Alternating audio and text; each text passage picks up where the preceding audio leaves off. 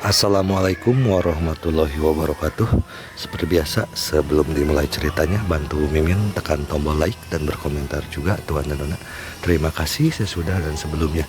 Oke, mari kita lanjutkan saja ceritanya. Bab 2630. Li Fugui memanfaatkan situasi. Bibinya yang memimpin rombongan itu telah mengumpat begitu lama, sehingga ia khawatir tidak dapat menemukan siapapun yang dapat membalas umpatannya. Sekarang, setelah mendengar kata-kata Jin yang tiba-tiba, dia segera menemukan sasaran serangannya dan melihat ke arah asal suara Jin Yangsi. Meskipun nenek itu tidak dapat melihat orang itu dengan jelas, dia membayangkan dua orang tua yang tidak tahu malu itu dalam benaknya. Dasar orang tua, masih berani keluar. Kalian berdua yang tidak akan punya keturunan, bukankah kalian semua kura-kura?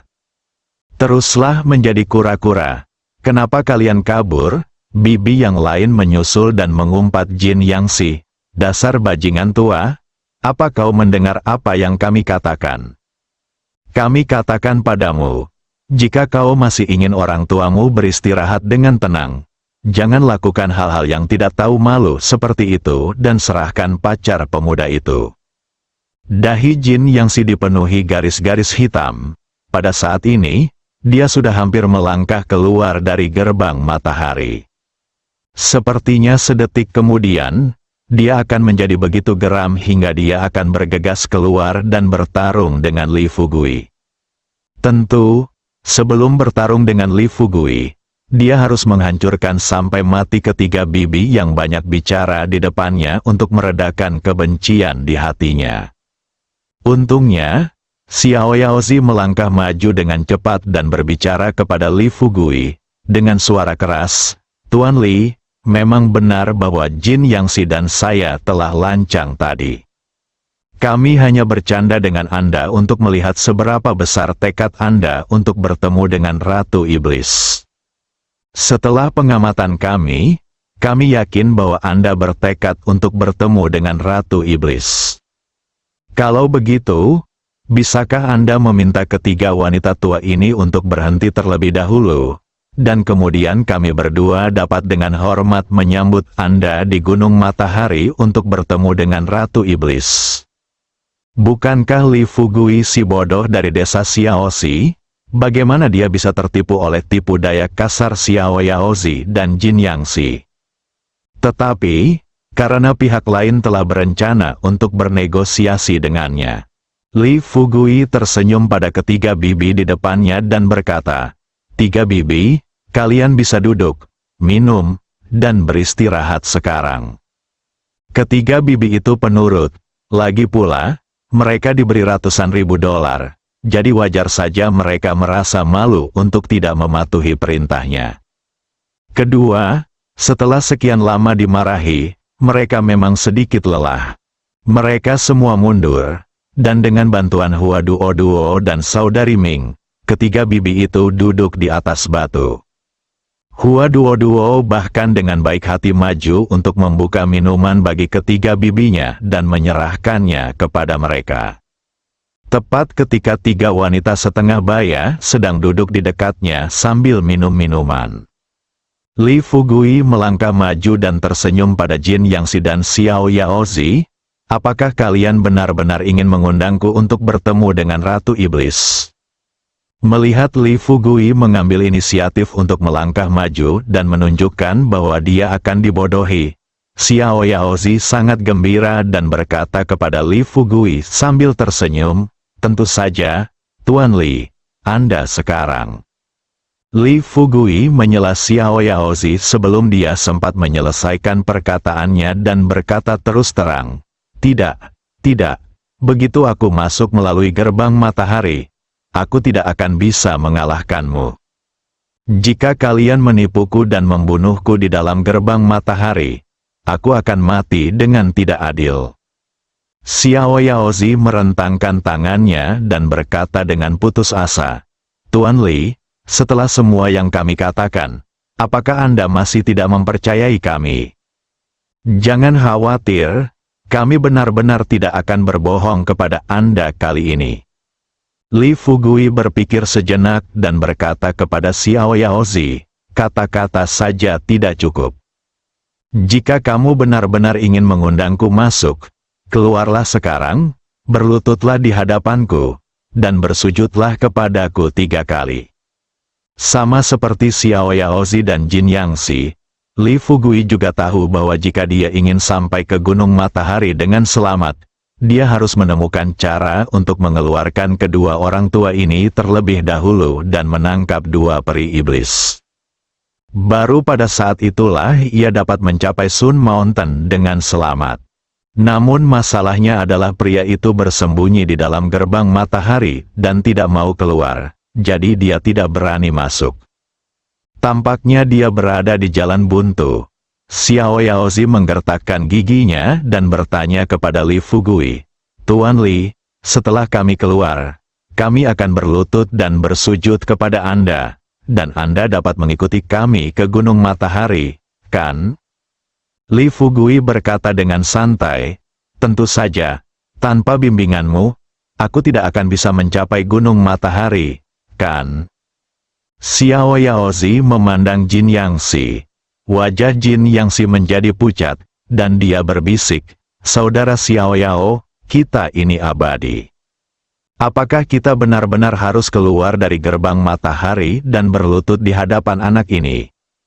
Xiao Yaozi menatap Jin Yangxi, memberi isyarat agar dia sedikit bicara. Meskipun Jin Yangxi sangat enggan, dia akhirnya melakukan apa yang dikatakan Xiao Yaozi dan benar-benar melangkah maju dan berjalan menuju gerbang matahari. Tetapi, saat mereka hendak melintasi gerbang matahari, Jin Yangxi tiba-tiba teringat sesuatu. Dia bertanya pada Li Fugui dengan serius, Tuan Li, Anda tidak akan menyerang kami saat kami keluar, kan? Li Fugui tampak percaya diri saat berkata, apa yang kalian berdua katakan? Asalkan kalian keluar, berlutut dan bersujud kepadaku, dan mengundangku masuk ke gerbang matahari untuk bertemu dengan Ratu Iblis. Apa alasanku untuk menyerang kalian? Jin Yangxi dan Xiao Yaozi sekarang juga memberikan segalanya. Jika mereka tidak menipu Li Fugui agar datang hari ini, mereka mungkin akan dimarahi sampai mati oleh orang-orang ini setelah beberapa kali menghilang lagi. Di samping itu, bukankah itu sama saja dengan berlutut pada Li Fugui?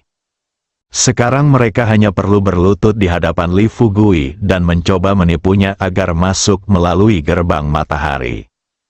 Kemudian mereka akan menyingkirkan Li Fugui terlebih dahulu. Kemudian, mereka dapat membunuh peri yang tersisa, kedua gadis, dan ketiga wanita tua yang tidak menyadari bahayanya kapanpun mereka mau. Dengan ide ini dalam pikiran, setelah Jin Yangxi dan Xiao Yaozi saling berpandangan, mereka benar-benar berjalan keluar menuju gerbang matahari bersama-sama. Keduanya berada di dalam gerbang matahari, yang dianggap sebagai penghalang, dengan energi abadi yang mengelilingi tubuh mereka.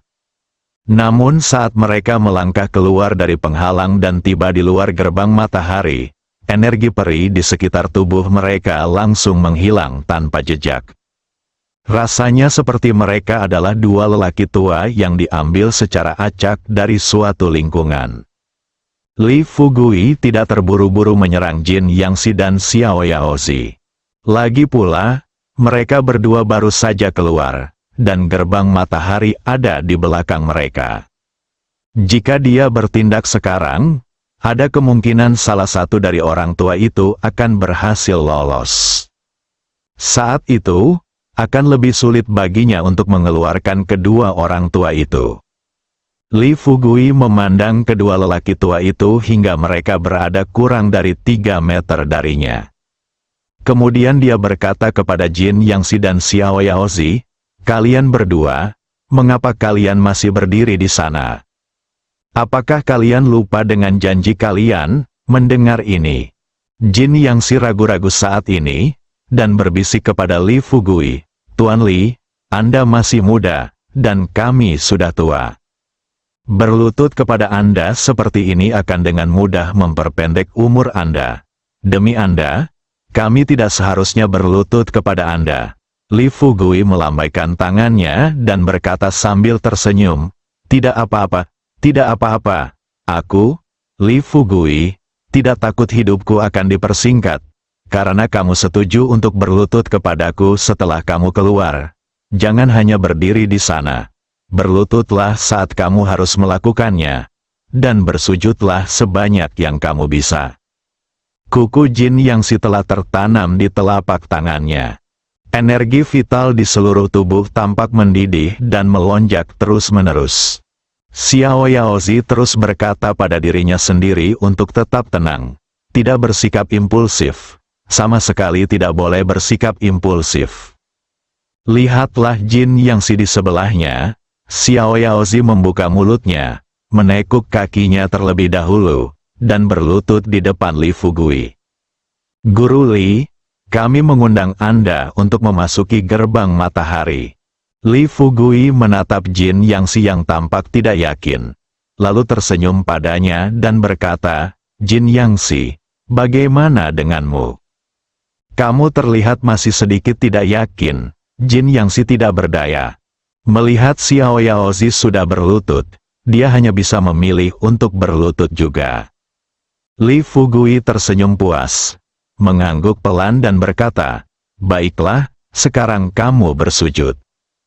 Pada saat ini, Saudari Ming melangkah maju dan berkata kepada Li Fugui, "Fugui, maafkanlah orang lain jika kamu bisa. Karena mereka telah dengan tulus mengundang kita masuk, mari kita masuk dan melihat situasinya terlebih dahulu." Jin Yangsi dan Xiao Yaozi juga menatap Li Fugui dengan penuh harap. Pada saat ini, mereka berharap Li Fugui akan mengangguk setuju dan meminta mereka untuk tidak bersujud. Namun Li Fugui bukanlah karakter yang dapat dengan mudah dibodohi. Belum lagi, dia akhirnya berhasil membebaskan kedua orang tua tak tahu malu ini. Bagaimana mungkin dia bisa melepaskan mereka begitu saja? Kalau saja aku tidak bertindak cepat dan melarikan diri dari gerbang matahari tepat pada waktunya, aku pasti sudah dipukuli sampai mati oleh kedua lelaki tua itu. Berdasarkan prinsip balas dendam di tempat, Li Fugui tersenyum dan berkata, "Tidak, mereka hampir membunuhku tadi. Mereka memukuliku sampai aku muntah darah. Jika mereka tidak bersujud dan meminta maaf padaku sekarang, aku akan menemani mereka dan terus membuat masalah di sini." Dengan kata-kata Li Fugui, harapan terakhir Jin Yangsi dan Xiao Yaozi juga terputus. Mereka tahu bahwa jika mereka tidak bersujud hari ini, hal itu jelas mustahil. Xiao Yaozi melirik Jin Yangsi yang berlutut di sampingnya, menjilat bibirnya yang kering, menahan darah yang mengalir dari dalam hatinya, dan berkata, "Baiklah, Jin Yangsi dan aku akan bersujud pada Tuan Li hari ini."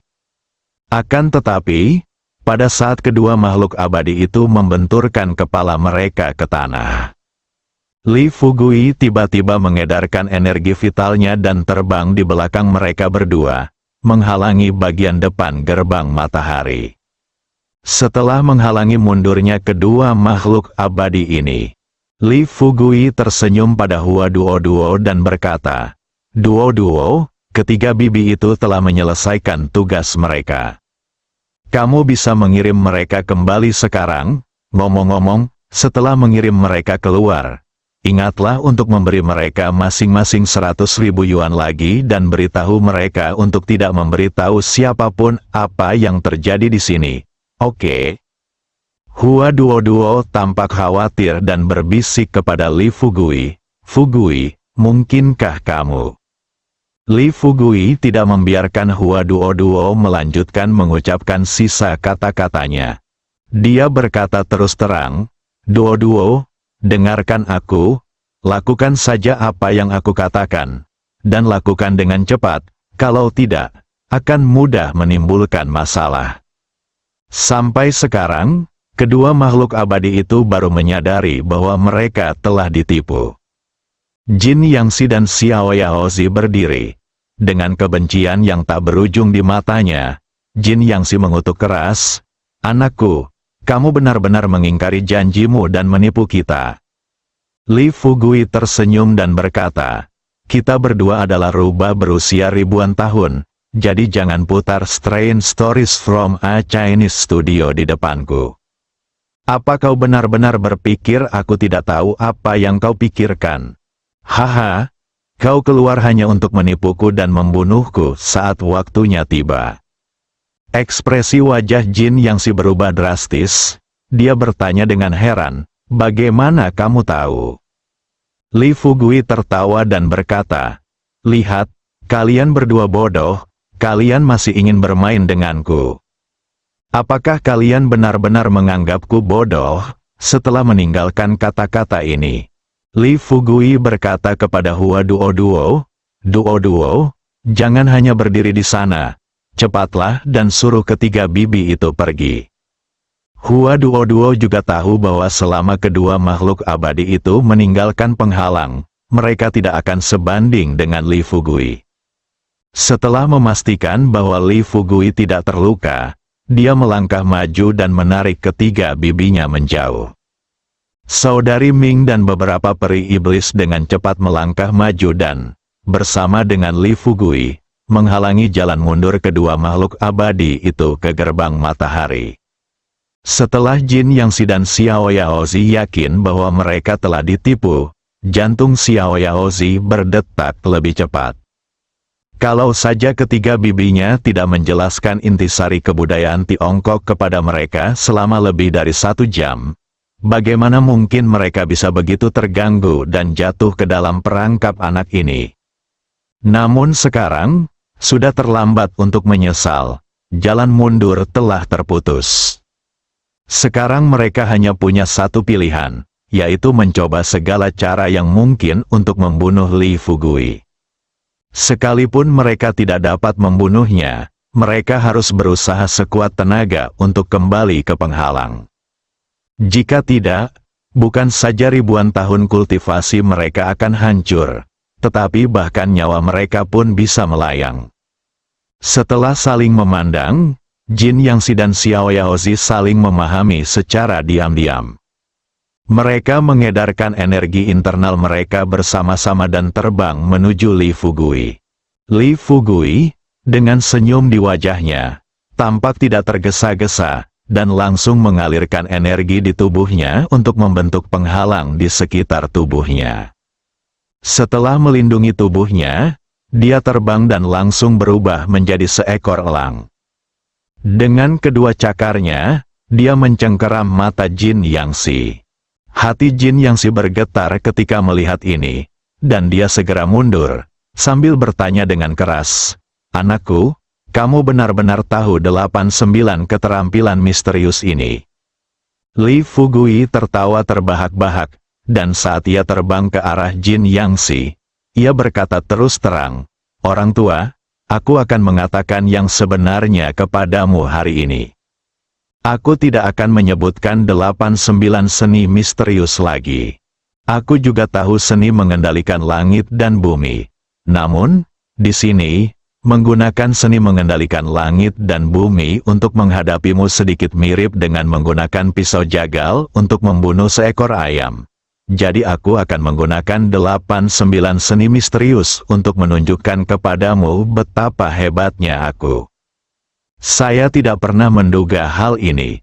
Saat Li Fugui hendak menggunakan cakar elangnya untuk meraih kepala Jin Yangsi, kaki Jin Yangsi tiba-tiba melemah dan dia jatuh berlutut di depan Li Fugui sambil mengeluarkan bunyi plop.